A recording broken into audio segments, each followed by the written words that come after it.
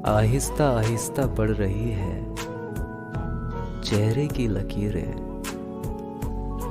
लगता है नादानी और तजुर्बे में बंटवारा हो रहा है।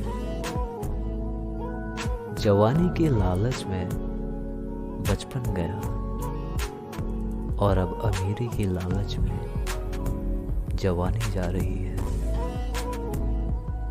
तुमने तो कह दिया कि तुम मुझे जानते कितना हो, और मैंने तो सनम तुम्हारी हंसी के पीछे के दर्द को भी पढ़ा है। मोहब्बत में साहब कोई हद नहीं होती,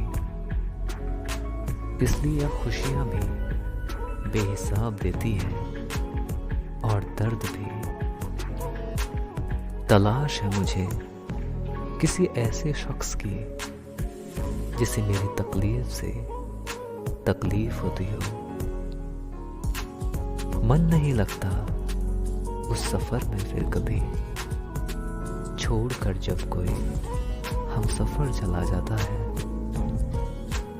एक बेवजह सा रिश्ता निभाए जा रहा हूं मैं, जिसे पता भी नहीं उसे चाहे जा रहा हूं।